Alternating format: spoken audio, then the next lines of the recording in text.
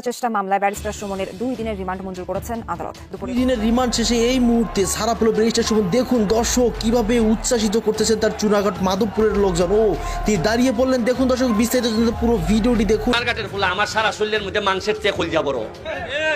ফুলের মালা গলায় দিয়ে মুক্তি পেলেন ব্যারিস্টার সুমন।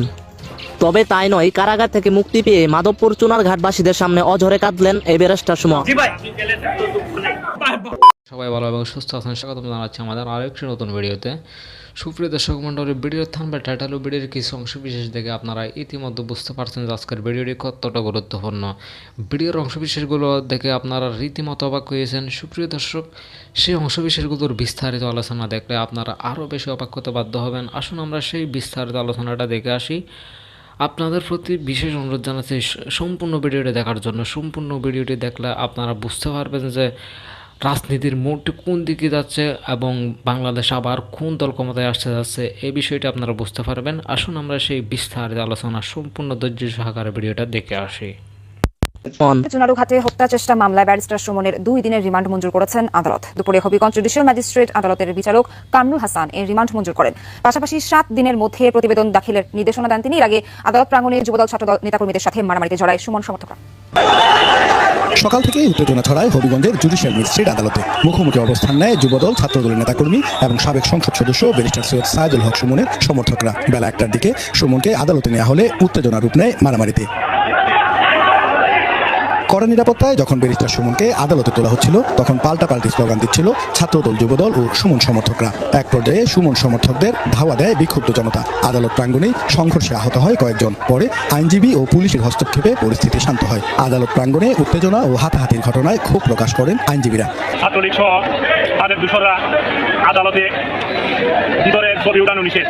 ছবি তোলার জন্য যখন আমরা বাধা দিই, আইনজীবীরা যে ছবি তোলা যাবে না, তখন আইনজীবীদের অকথ্য ভাষায় গালিগালাজ করে। জাতীয়তাবাদী ছাত্রদল হবিগঞ্জ জেলা শাখা সকল স্তরের নেতৃবৃন্দকে নিয়ে আমরা আসছি। আসার কারণে ওরা যে অস্থিতিশীল একটা পরিবেশ সৃষ্টি করতে চেয়েছিল, সেই কারণে তারা এই অস্থিতিশীল পরিবেশ সৃষ্টি করতে পারে নাই। আদালতে রাষ্ট্রপক্ষের আইনজীবী সুমনের 10 দিনের রিমান্ড আবেদন করেন। তবে 2 দিনের রিমান্ড মঞ্জুর করেন আদালত। আজকে যে মামলা, এই মামলাতে রাষ্ট্রপক্ষ 2 দিনের রিমান্ড প্রার্থনা করেছিলাম, কিন্তু অভিজ্ঞ আদালত সুমনের 2 দিনের রিমান্ড মঞ্জুর করেছেন এবং আমরা সেই আশা করি আগামী দিনে ন্যায় বিচার পাবো। সুমনের আইনজীবীর দাবি, ব্যারিস্টার সুমনের রাজনৈতিক ক্যারিয়ার ধ্বংস করতে মামলায় ফাঁসানো হয়েছে তাকে। এই বিচার প্রতিষ্ঠান তাকে ষড়যন্ত্রমূলকভাবে এই মামলায় তার রাজনৈতিক ক্যারিয়ারকে ধ্বংস করার জন্য তাকে জড়ানো হয়েছে। আমরা ইকুয়াল জাস্টিস প্রার্থনা করে আমরা আদালতকে বলেছি। পরে সুমনকে আদালত থেকে জেল হাজতে নেওয়ার সময় পুলিশের গাড়িতেও ধাওয়া করে উত্তেজিত জনতা।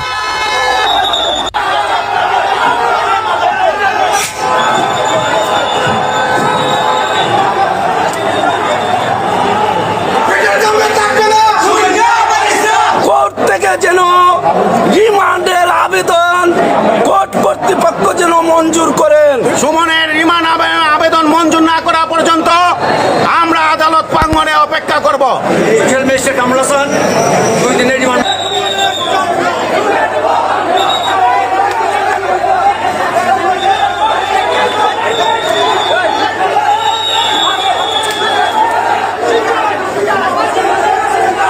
দর্শক, আপনারা জানেন দেশের আলোচিত সাবেক এমপি ব্যারিস্টার সৈয়দ সাইদুল হক সুমন আজকে কোর্টে তাকে আনা হয়েছে। এরই মধ্যে বিএনপি, ছাত্রদল, যুবদল এবং অঙ্গ সংগঠনের লোকজন তার ফাঁসির দাবিতে তারা বিক্ষোভ করছেন। আমরা দেখতে পাচ্ছি আদালত চত্বরে তারা এই অবস্থান কর্মসূচি নিয়েছেন। অনেকেই এর আগে জুতা এবং ডিম নিক্ষেপ করেছেন তার উপরে। আলোর পথে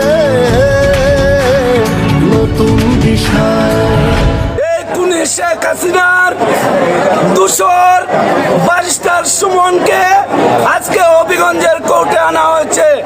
আজকে এই দালাল সুমনকে এই কোর্ট থেকে যেন রিমান্ডের আবেদন কোর্ট কর্তৃপক্ষ যেন মঞ্জুর করেন। আমরা বলতে চাই, এই সুমনের এবং শেখ হাসিনার দূষর হবিগঞ্জের সবচেয়ে বড় দূষর আবু জাহির সহ আরো বিভিন্ন খুনিদের কে জামায় আদরে কোর্টে আনা হয়। আমরা আশা করি এই বিজ্ঞ কোর্ট সুমনের রিমান্ড আবেদন মঞ্জুর করবেন এবং সুমনের রিমান্ড আবেদন মঞ্জুর না করা পর্যন্ত আমরা আদালত প্রাঙ্গণে অপেক্ষা করব। আমরা এই সুমন সহ আবু জাহির সহ সকল হত্যাকারীদের বিচার চাই এবং তাদের ফাঁসির দাবি জানাই। রাজনৈতিক দলের শাস্তির বিধান থেকে যে কারণে পিছু হটলো অন্তর্বর্তী সরকার, অর্থাৎ ট্রাইব্যুনালে একটা সংশোধনী আসার কথা ছিল, অন্তর্ভুক্ত হওয়ার কথা ছিল যে এই ট্রাইব্যুনাল ইচ্ছা করলে রাজনৈতিক দলকে শাস্তি দিতে পারে, কিন্তু শেষে দেখা গেল যে সেই সংশোধনীটি আর প্রস্তাব আকারে আসে নাই। কেন আসলো না তার উপর ভিত্তি করেই আজকের পত্রিকা রিপোর্টটি করেছে যে আন্তর্জাতিক অপরাধ ট্রাইব্যুনাল আইন সংশোধনের খসড়ায় মানবতা বিরোধী অপরাধে রাজনৈতিক দল ও সংগঠনের শাস্তির বিধান যুক্ত করলেও শেষ মুহূর্তে পিছু হটল ডক্টর মোহাম্মদ ইউনূসের নেতৃত্বাধীন অন্তর্বর্তী সরকার। আলাপ আলোচনা ও মতামতের ভিত্তিতে আনা প্রস্তাবটি বাদ দিয়ে আজ বুধবার আইনটি খসড়া উপদেষ্টা পরিষদে পাশ হয়েছে বলে জানান আইন উপদেষ্টা আসিফ নজরুল। বিকেলে ফরেন সার্ভিস একাডেমিতে এক সংবাদ সম্মেলনে তিনি বলেন, আন্তর্জাতিক অপরাধ আইন সংশোধনের খসড়ায় সংগঠনকে নিষিদ্ধ করার বিধান ছিল, সেখানে বলা ছিল কোনো সংগঠনকে শাস্তি দেওয়া দরকার মনে করলে ট্রাইব্যুনাল উপযুক্ত কর্তৃপক্ষের কাছে শাস্তির সুপারিশ করতে পারবে। আসিফ নজরুল বলেন, কিন্তু আজকে আমাদের উপদেষ্টা পরিষদে আলোচনা করে সিদ্ধান্ত হয়েছে আমরা এই বিচারকে অন্য কোনো বিষয়ের সঙ্গে সম্পর্কিত করতে চাই না, অর্থাৎ ব্যক্তির বিচার হবে, এখানে দলের বিচার না করাটাই শ্রেয়, এটি তিনি বলছেন।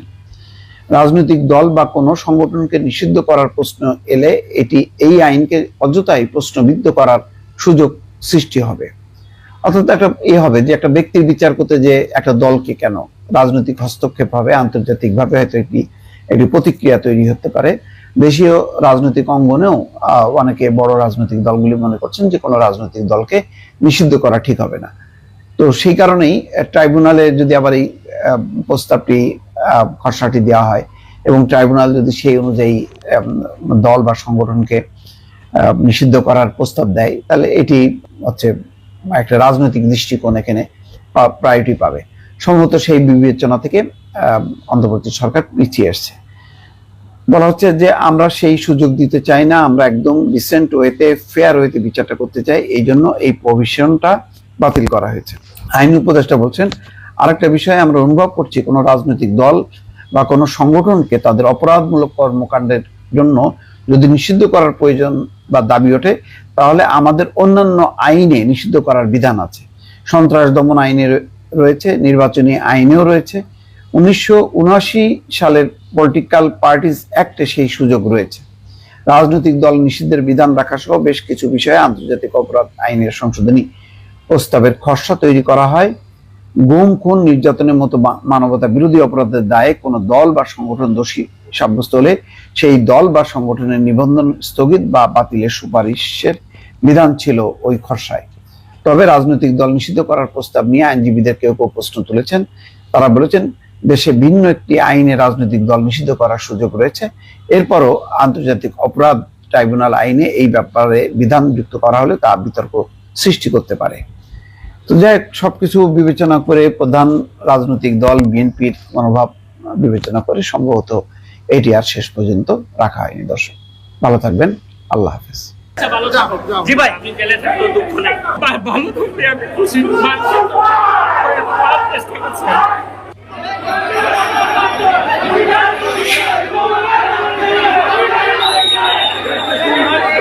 আমাদের সুমন ভাই, সুমন ভাই, সুমন ভাই, সুমন ভাই, সুমন ভাই,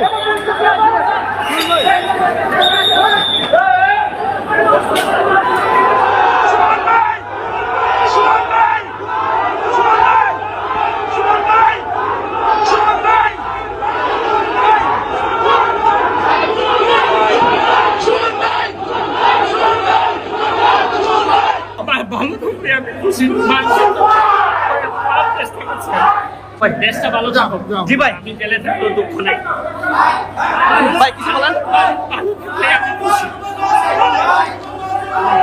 ভাই, কান্না করবেন না, সব ঠিক হয়ে যাবো ভাই, ভালো থাকলে আমি খুশি।